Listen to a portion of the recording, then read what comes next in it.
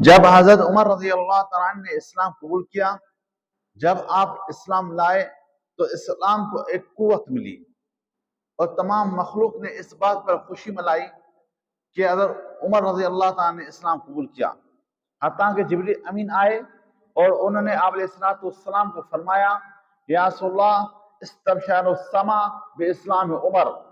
آپ کو آسمان کی مخلوقات مبارکباد پیش کرتی ہے اس بات پر کہ حضرت عمر رضی اللہ تعالیٰ نے اسلام قبول کیا۔ اور جب آپ نے اسلام لایا تو کفار مکہ کے اندر، کفار مکہ میں ایک زلزلہ برپا ہو گیا، حتیٰ کہ عبداللہ بن مسعود رضی اللہ تعالیٰ فرماتے ہیں کہ تمام صحابہ نے لکھ چھپ کر ہجرت فرمائی، لیکن حضرت عمر رضی اللہ تعالیٰ نے جب ارادہ کیا تو آپ سب سے پہلے بیت اللہ میں آئے۔ وہاں چند کفار مشرکان مکہ کے سردار بیٹھے تھے،